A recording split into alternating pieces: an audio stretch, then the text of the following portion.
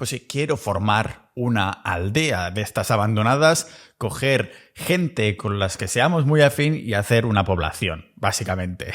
Esto es algo que llevo romantizando desde hace bastante tiempo y hacía oficial en el episodio 630 que habíamos empezado a hacer pasos reales a juntar personas ninjas de la vida de la comunidad que estuvieran en serio. Entonces pasamos un cuestionario, las personas respondían ciertas preguntas.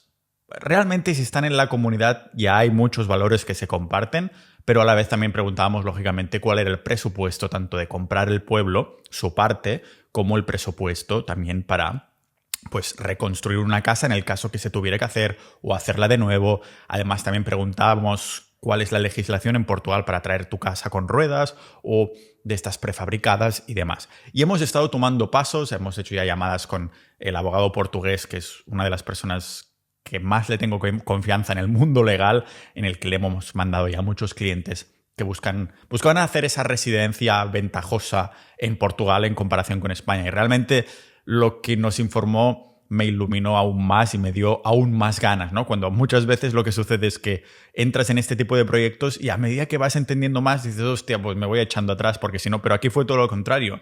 Cuando nos dijo que en comparación con España, en Portugal no necesitas ningún permiso especial para hacer tu propio pozo, simplemente contratas a la persona y te hace un pozo, cuando tampoco necesitas registrar cada uno de los animales que tenga en comparación en España. Entonces, claro, en vez de buscar un pueblo en Asturias o en Galicia, dijimos, joder, pues lo buscamos alrededor de Portugal y empezamos a tomar pasos. Realmente mi motivación principal, y de esto va a ser el episodio de hoy, es la búsqueda de autosuficiencia. ¿Pero por qué? ¿Por qué me interesa la autosuficiencia? Ninjas de la vida, agradezco enormemente que sucediera el confinamiento porque me hizo abrir los ojos a ese 2020, ese fatídico 2020 que yo estaba en Croacia.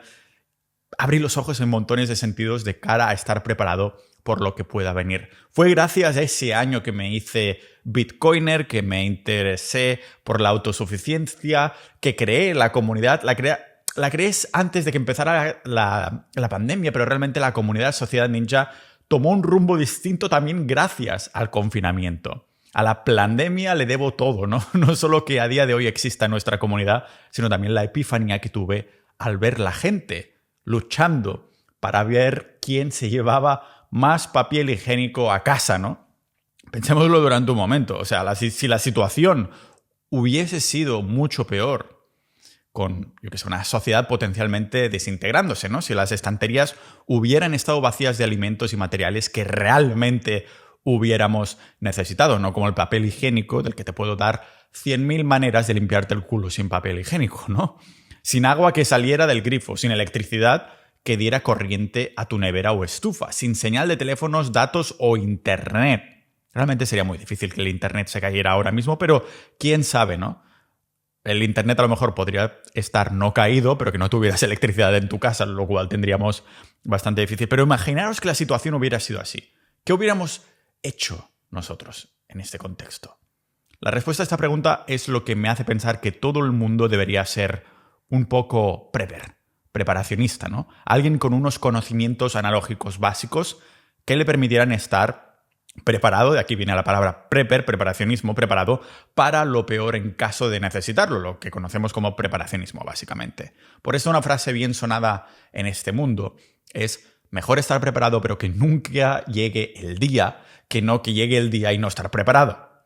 Y no estoy hablando de construir algo enormemente impresionante para el apocalipsis con tus manos en el caso de que llegue el juicio final, como, yo qué sé, Noé construyendo el arca de Noé, que supongo que Noé fue el primer prepper serio de la historia, o de gastarse miles de millones, como el búnker ese de 100 millones que construyó Mark Zuckerberg en Hawái, lo que por cierto supongo que nos deja otra pista de la dirección en la que va el mundo.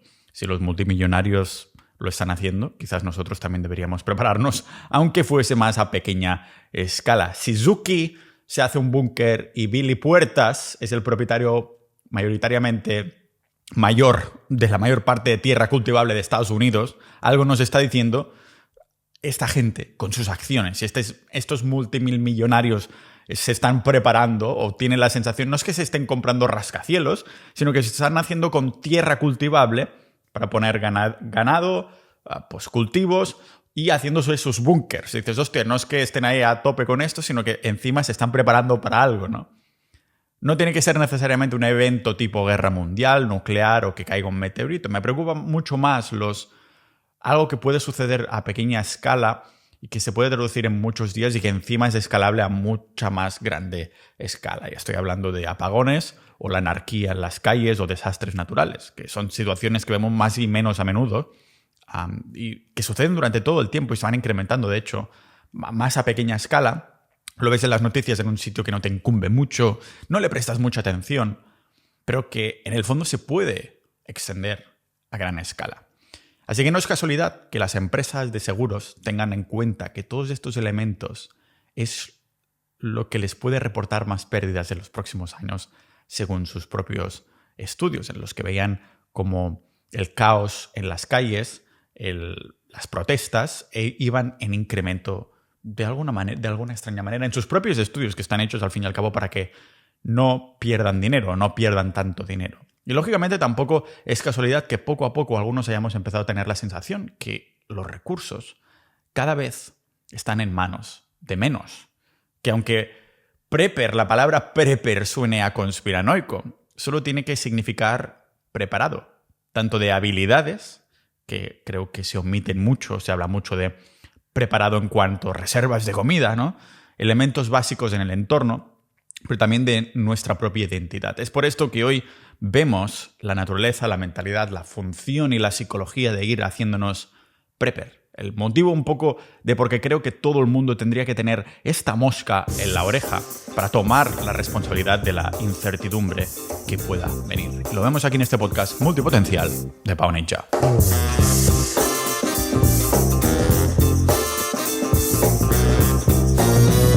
Un prepper o preparacionista es alguien que se prepara para posibles desastres o situaciones de emergencia, ya sean naturales, económicos o sociales. Muchas personas piensan en solo desastres naturales, un meteorito, un terremoto, lo que sea, pero realmente las situaciones económicas o sociales es lo que a mí me ha empezado más a hacer pensar que quizás debería estar preparado en cuanto a habilidades, recursos y entorno. Alguien que busca ser autosuficiente en caso de necesitarlo, con la idea de que para él es inevitable que nos encontremos tarde o temprano durante los próximos años venideros una crisis sin previo aviso.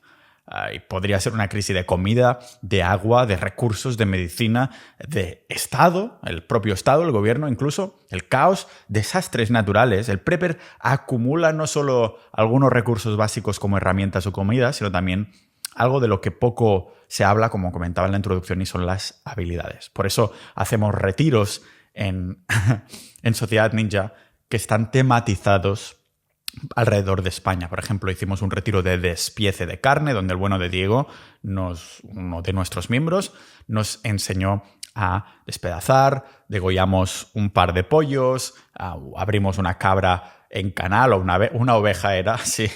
Me flipó bastante, o sea, no tenía nada que ver con lo que originalmente había pensado. Yo iba pensando que iba a ir ahí y nos encontraríamos unos gritos, un pánico, dolor, una emocionalidad increíble, pero todo fue muy espiritual, incluso llegaría a decir meditativo, ¿no?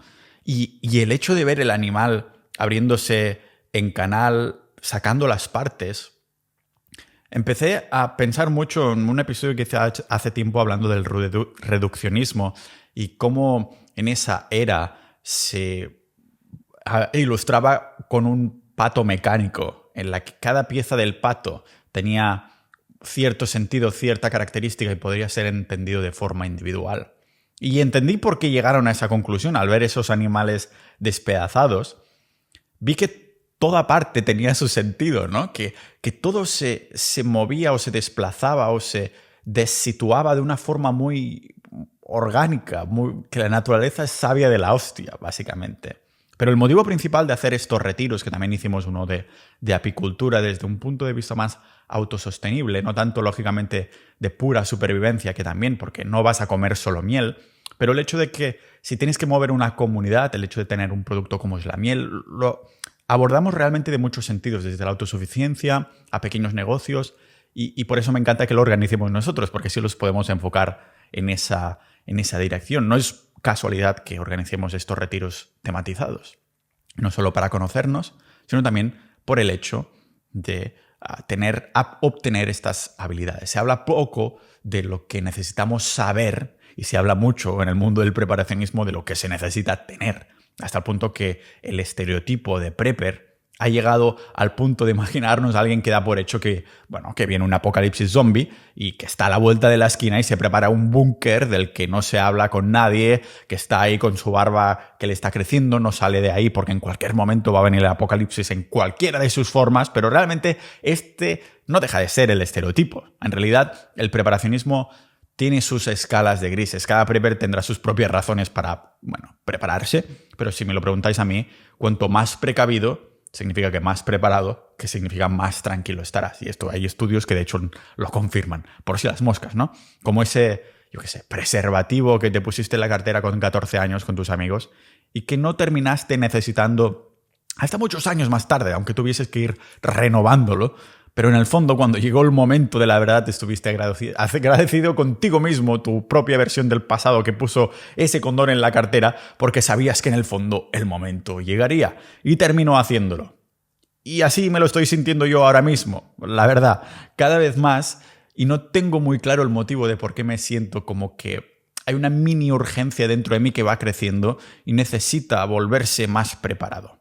No sé si es mi perspectiva de ir informándome cada día de mi vida, de la sensación de la dirección de la sociedad o qué es, pero veo cada vez más probable que algo más o menos gordo vaya a suceder. Y creo que la pandemia fue esa apertura de ojos para que en el futuro no tenga que ser una apertura de culo para muchos, al menos si nos lo tomamos en serio. Realmente la pandemia queda muy lejos ya, como 4, casi 5 años ya, como si fuera algo del pasado que sucedió tantísimo tiempo, pero ¿qué podría haber significado esto? Que en algún momento se nos termine la historia de pedirle a Papá Estado que nos lo dé todo servido. O peor aún, que la única opción que terminemos teniendo sea pedirle a Papá Estado que nos lo dé todo servido. Bajo las condiciones que sean, pero por favor, ayúdame, Papá Estado, seré el peón, la oveja, lo que quieres que tú haga. Te doy toda la tierra cultivable, te doy mi casa, te lo doy todo, yo no tendré nada en mi propiedad, pero por favor, administramelo. Para mí esto da incluso mucho más miedo que el factor contrario, ¿no? De que Papá Estado no me venga a salvar esta vez. Pero la opción que tengamos que estar preparados para un elemento natural, o más bien dicho, biológico, que puede ser, perfectamente preparado, este elemento biológico podría ser como la pandemia, ¿no? Que dicen algunas voces de ahí, esto todo fue orquestado, quién sabe, pero la opción está ahí. O después de tantísimos años de Estado y de gobierno, no pensáis que ya han probado, vale, con esto los matamos porque es microscópico y aquí tenemos la vacuna para nosotros. Por favor, tenemos ya años y miles de años de sociedad y de gobierno y de evolución tecnológica. Llevamos aquí en el bolsillo, tenemos superordenadores y no pensamos que realmente ya hay estas armas biológicas preparadas. Sin duda que sí.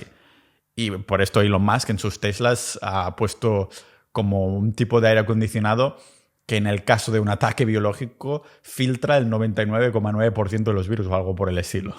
Y que este elemento, ¿no?, destruye la sociedad o colapse lo que conocemos ahora mismo como sociedad. Realmente es una idea que dice, hostia, qué paranoico, pero podría estar a la vuelta de la esquina. Y de nuevo, recordemos otra vez lo que pasó en 2020. Independientemente de lo que fuera verdad y lo que no, lo que fue una verdad absoluta es que nos clausuraron en nuestras propias casas, negocios. Sucedieron un montón de cosas en las que dices, hostia, si hubiera estado preparado, ¿no? En 2020 lo vimos perfectamente y tengo esa sensación que la mayoría ya lo ha olvidado. Imaginemos que sucede cualquier cosa de pronto. Otro virus, artificial o no, pero que es mortífero de verdad. O saltan las alarmas por una potencial guerra o un ataque terrorista en un punto clave del país o varios a la vez, quién sabe. ¿Qué tendríamos que hacer para convencer a las cajeras del súper o los transportistas que llevan la comida al súper o la carnicería local para que vinieran a trabajar? ¿Acaso tú irías a trabajar a la oficina o donde sea como si no pasara nada en un estado de alarma auténtica? La respuesta es un rotundo no. Ante un caso así, siempre me acuerdo de una frase que usan los preparacionistas en la que dicen que estamos a 72 horas de la anarquía. Es decir, que en el momento en el que nos damos cuenta de que no tenemos los servicios básicos disponibles, estamos hablando de agua, de comida, medicina, estaríamos a 72 horas hasta que nuestra mente cambie de civilizado, personas civilizadas a la sociedad, a lo más próximo a ser animales, porque es lo que somos. Cuando un evento o alguien pone en peligro nuestra, ya no comodidad, sino supervivencia, los instintos de carroñeros, del ser humano como carnívoro, salen a relucir. En ese momento no tardaríamos mucho en pensar, hostia, voy a saltar a la casa de mi vecino porque tengo hambre, o mi familia tiene hambre.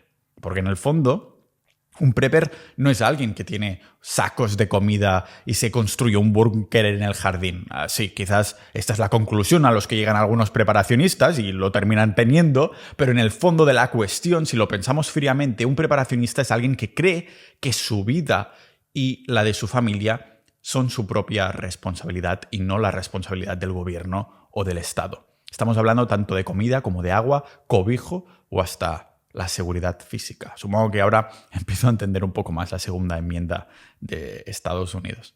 Un preparacionista no se trata solo de alguien que almacena las latas de comidas como nos lo enseñan en el estereotipo, lo primero que pensamos, ¿no? Hasta el techo de su casa, con una mochila de emergencia de 72 horas preparada con armas, que aprende a hacer fuego con palos, aunque saber solo pueda jugar a nuestro favor, y que para vestir, ¿no?, esté utilizando un sombrero de papel de aluminio, y en un rato veremos por qué el preparacionismo se correlaciona o se intenta relacionar con la teoría de la conspiración, y con razón. Lo que quiero decir, ninjas de la vida, es que la sociedad actual ancla la psicología del prepper con la paranoia, pero en realidad es un concepto más ligado al control, a la autonomía y al diseño. Fijaros esta última palabra, ¿no? El diseño. Porque el preparacionista despierto es el que ha diseñado, que diseña cómo reacciona ante cualquier imprevisto. Los desastres no tienen por qué ser solo terremotos o huracanes, sino que pueden ser algo tan simple como una avería en la red eléctrica o un ciberataque que te deja sin acceso a tus cuentas bancarias, por ejemplo. Ser prepper significa evitar ser un espectador de tu propio desastre. No convertirnos en lo que en inglés llama un bystander, que traducción al español vendría a ser un observador pasivo. No queremos convertirnos en esto, que de pronto digamos, hostia, no tengo nada que hacer, no puedo hacer nada y no sé hacer nada, y por lo tanto soy un observador de mi propio desastre. Pues el prepper quiere evitar ser un espectador, sino alguien que es capaz de tomar el control desde el primer momento y anticiparse a cada fase de lo que podría suceder, a no tener que esperar a que me salven, para decirlo de algún modo. Un prepper es alguien que prefiere llegar 20 años antes a un desastre que no un día tarde. Y este es el motivo por el que entre los círculos de preparacionismo se habla un poco de esto como si fuera el club de la lucha, donde la primera regla es no se habla del club de la lucha. O como ser bitcoiner, ¿no? Si tienes una cantidad contundente, pues mejor no lo digas o terminarás extorsionado. Pues ser preparacionista es más de lo mismo. Hacer obvio a los vecinos que eres prepper puede que termine jugando en tu contra, porque lo primero que van a hacer, si sucede un evento cataclísmico de estos, socialmente hablando, económicamente hablando, naturalmente hablando, lo primero que harán será saltar a tu casa en el caso de que hayan pasado esas 72 horas y se hayan convertido ya en animales buscando supervivencia, porque sabrán que te has estado preparando y ellos no. Ninja de la vida, el mundo, la sociedad está cambiando a un ritmo cada vez más precipitado. Nuestros hábitos, mentes y cuerpos se están sumergiendo en unas corrientes culturales cada vez más rápidas y complicadas de nadar. Por esto muchos de nosotros preferiríamos no ser parte de estas corrientes, de estos cambios. Queremos encontrar nuestras propias afluencias, alternativas más calmadas y ajustadas a los ritmos de vida, de lo que nos apasiona, interesa y lo que nosotros consideramos importante, no lo que dicta la corriente. Y este es el motivo por el que este podcast existe. Hace un par de años yo y más de 1000 oyentes decidimos nadar a contracorriente, crear nuestra propia cultura, nuestro mundo, nuestra sociedad. Por esto, Sociedad Ninja es la comunidad del podcast, de los que van a contracorriente, de los que buscan sus afluencias. Un círculo de mentes curiosas e incansables, multipotenciales, ya sabéis, personas con multitud de pasiones e intereses en busca de la mejora personal constante en todas sus formas. Si este episodio te está gustando, si te está inspirando o si te está ayudando a aprender algo escuchándolo tanto como yo haciéndolo, entonces Sociedad Ninja es para ti. En los chats de la comunidad no solo encontrarás a más de 1000 ninjas de la vida comprometidos y proactivos, compartiendo información, debates y datos, sino también episodios exclusivos solo para miembros, boletines multitemáticos, audiolecciones y un montón de recursos más que harán que tu aprendizaje del mundo vaya más rodado que el sumerio que inventó la rueda hace más de 5000 años. Además, uniéndote a Sociedad Ninja, estarás ayudando a la divulgación de los cientos de episodios de este podcast para que la información de los cambios del mundo lleguen a más mentes curiosas e inconformistas como la tuya. Hablamos de historia, de filosofía, pero también de conspiraciones, que por cierto todas se terminan volviendo realidad, de actualidad del mundo, de ciencia, de autosuficiencia, de supervivencia. ¿Cuánta ciencia, joder? Además, a más del 90% de nosotros, de los ninjas, también nos interesa el dinero, la salud y la formación, unas temáticas que tienen un rol central en la comunidad, porque son las herramientas más poderosas del ser humano para poder controlar nuestra libertad, utilizando el recurso más poderoso que nos ha hecho sobrevivir durante cientos de miles de años, que es la tribu, la comunidad. Únete ya a Sociedad Ninja y avánzate a los cambios del mundo, de la sociedad y la cultura, convirtiéndote en un ninja de la vida. Cuando pensamos en el preparacionismo nos viene a la mente una especie de personaje tipo Will Smith, ¿no? En la película de Soy Leyenda, o a personajes de ficción de zombies apocalípticos, de desastres naturales, de películas y tal, con mucho carácter, ¿no? Y que se ve a 2 kilómetros vista que son preppers, pero la idea es ofuscarlo lo máximo posible. Por esto un prepper podría ser cualquier persona que hay por la calle, ¿no? Que va caminando, incluso con su traje, lo que sea. No el tío que va vestido como militar, con barba, cada día de su vida está ahí mirando mal a la gente o no quiere salir de su casa, lo ves ahí desde la ventana, que saca las cortinas, la luz del sol, no, lo que sea. Que en el fondo que la casa parezca normal, ¿no? Que la seguridad parezca típica, normalizada, pero que sea de puertas para adentro, que estamos preparados. Entonces, ¿cómo podemos empezar a adoptar la mentalidad de preparacionista sin caer en la paranoia? Me he leído un libro muy interesante al respecto, que os pondré en las notas del episodio y que tenemos también, la gente va compartiendo los recursos de Sociedad Ninja, pero lo primero sería evaluar los riesgos más probables, porque no necesitamos estar listos por cada desastre en el que podamos pensar, sino que también es una cuestión de probabilidades. Yo qué sé, en Estados Unidos siempre vemos noticias de tifones, huracanes, en India también, China quería decir, también sucede, ¿no? Pero si vives en Florida, lo he dicho con el acento americano, si vives en Florida, pues lógicamente ahí los riesgos de huracanes son mucho mayores que si vives en las montañas de los Pirineos, de no sé qué, ¿no? Pero en cambio ahí sí que estarías preparado para que se te vaya la electricidad o el internet. Por lo que tiene sentido hacer un plan familiar, ¿no? Quedar con la gente de nuestro alrededor, vecinos, familia, sobre lo que vamos a hacer cuando X suceda. Y lo que para mí está cobrando cada vez más sentido, si soy sincero, antes de ir acumulando cosas, es invertir en habilidades. No solo en cosas, aprender del despiece animal, como hemos hecho en los retiros de Sociedad Ninja, filtrar y purificar el agua, manejar herramientas básicas. Cuantas más habilidades, más flexibilidad tendremos. Pero, como veis, decirlo es mucho más fácil que hacerlo. Por esto no creo que a alguien se le active la bombilla del preparacionismo apenas que se vaya iluminando poco a poco, como creo que me ha hecho a mí.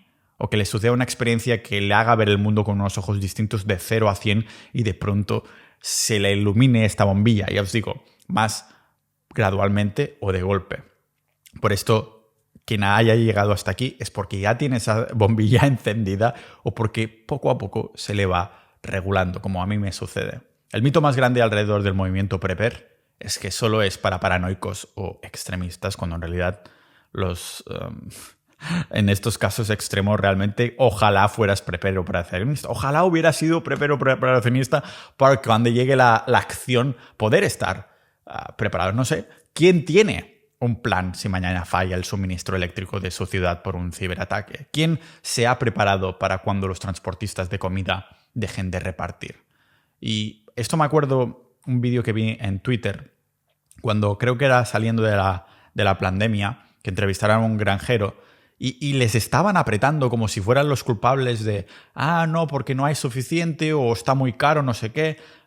Y esos presentadores me dieron una maldita rabia, pero ese granjero respondió con algo que me iluminó aún más. Esa bombilla se empezó a ajustar aún más. Y dijo, no, vosotros sois los que tenéis que estar asustados. No nosotros si nos lo vais a comprar o no. Vosotros, porque la comida está en nuestras granjas, ¿no? Eso me hizo... me explotó la cabeza de qué puta razón tiene. No solo porque la haya dejado a la presentadora en su sitio, sino porque dices, es que claro, está en manos de tan pocos y encima estos tan pocos intentan cambiar de manos para que forme parte del Estado. No hace muchos años atrás, en 2021, no hace falta hacer referencia exclusivamente en la comida, ¿no? Hubo el ataque al acueducto colonial en Estados Unidos que dejó sin gasolina gran parte de la costa este, afectando a millones de personas. O la propia pandemia de 2020, que nos enseñó lo frágil que es nuestra normalidad, entre comillas. Millones de personas de pronto se encontraron sin trabajo, sin acceso a atención médica y totalmente dependientes del sistema de gobierno para obtener ayudas básicas. En cambio, los pocos que tenían planes de contingencia, desde ahorros de cualquier tipo, dinero, comida, Bitcoin, lo que sea, hasta redes de apoyo, lo más importante, fueron los que pudieron sobrellevar mejor la crisis, al fin y al cabo. Paro dramático de sorbito de café. Así sabéis que estoy grabando de buena mañana. Simplemente tenía ganas de hablar de esto. No os lo voy a negar. Yo, ahora que estaba hablando de esta crisis, yo fui en ese momento de los que se quedó de brazos cruzados esperando cuál sería el siguiente movimiento de la sociedad en general, ¿no? En vez de tomar responsabilidad y tranquilidad de cuál iba a ser mi movimiento, simplemente era cuestión de ir preguntando a la gente que conocía ahí en Croacia de qué sucedía, qué decía el gobierno, qué podíamos hacer, qué no podíamos hacer. El miedo, ninjas de la vida, paraliza. Cuando nos centramos solo en el tamaño de la potencial devastación que puede tener cualquier tipo de desastre, caemos en la trampa del miedo, convirtiéndonos automáticamente en esos bystanders, convirtiéndonos automáticamente en víctimas. No a ser el protagonista de una película de ficción del apocalipsis, sino a tomar las riendas de la situación en vez de caer en la trampa del miedo. Es irónico que la imagen del prepper, del preparacionista, sea una persona con sombrero de papel de aluminio con miedo, cuando en realidad el preparacionismo te invita a ser el protagonista de tu vida, ¿no? El ser el protagonista de un plan de tranquilidad. Fijaros cómo es al revés. Si hasta encontré un estudio que vio cómo las personas que están preparadas con un plan de emergencias, incluso si es con lo básico, sienten mucho menos estrés y ansiedad cuando se enfrentan a cualquier situación de crisis. O sea, no necesariamente la situación de crisis específica por la que se han preparado, sino personas que tienen la capacidad o esas características de personalidad para estar preparados delante de un plan de emergencia para si hay una crisis, pues tienden a tener menos ansiedad y estrés precisamente porque están preparados, sienten que tienen ese control, esa responsabilidad y esto hace que tengan menos miedo. Al principio de pensar que tenía que estar preparado para todas las situaciones, caí en la trampa de pensar que me tenía que aislar al máximo posible de todo el mundo. Necesariamente no es así. Siempre he pensado que quería ser un poquito ermitaño y con la casa típica en el monte, ¿no?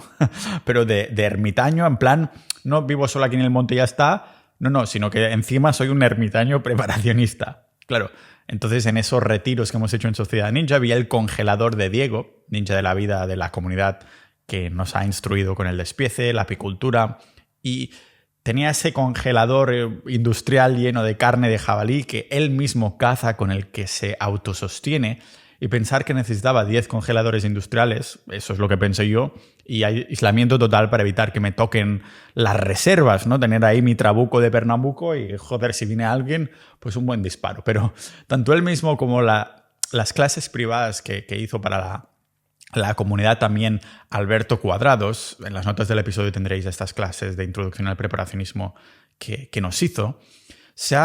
Claro, él mismo con varias personas se compraron una casa para tenerlo todo adaptados al preparacionismo. Parece una casa normal, pero desde fuera hay plantas que no lo sabes o están bien camufladas en el sentido de que dices, bueno, unas plantas normales, pero todo es comestible ahí, por ejemplo, ¿no?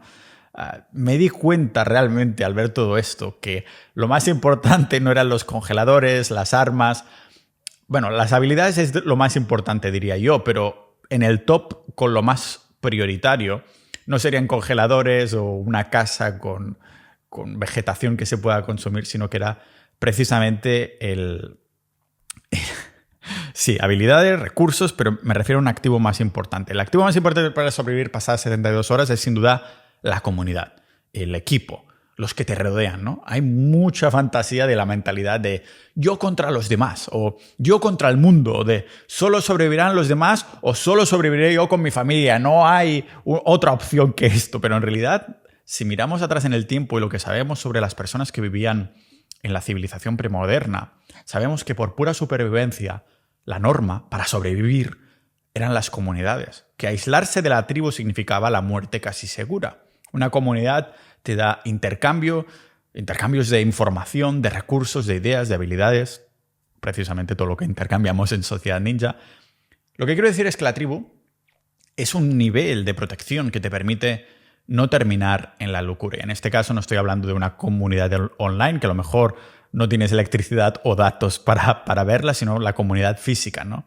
Y en parte entiendo el porqué. Sin un nivel de confianza casi familiar, es como tener la sensación que en el peor de los casos van a comerte para sobrevivir. Las antiguas comunidades de vecinos de los pueblos y algunas actuales tenían, ¿no?, mucha más esta cultura de la cohesión. Incluso con estudios que confirman como un modelo dinámico que muestran en cooperativa y con intercambio de recursos refuerzan la resiliencia colectiva, mejorando las probabilidades de supervivencia de estos miembros. Esto lo confirmaba estudios que os dejo en las notas del episodio. Y también hay más estudios que confirman cómo esas comunidades refuerzan normas sociales efectivas para una buena gestión sostenible de recursos comunes, evitando que haya agotamiento rápido, que es seguramente el problema más común en situaciones de supervivencia a largo plazo.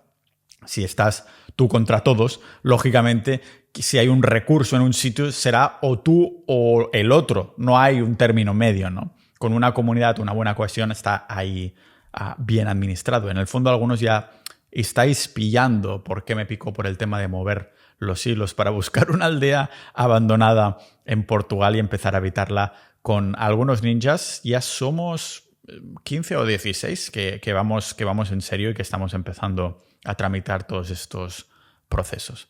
Así que nada más por mi parte, ninjas de la vida. Quizás no os puedo negar que en el futuro próximo vengan, cuando se trate de episodios de dinero o de mundo, lógicamente el de hoy es, quizás podríamos decir ambas cosas. Hice un episodio hace tiempo que decía que Bitcoin no es el mejor activo o el más autosuficiente o el más soberano, sino que es precisamente las habilidades de autosuficiencia, ¿no? Y los recursos de autosuficiencia. Esto es mejor que tener la necesidad de hacer un intercambio, pero construir esa comunidad que hace piña es realmente de los activos más potentes que podemos tener. Nos vemos como siempre en el próximo episodio de este podcast Multipotencial de Pau Ninja.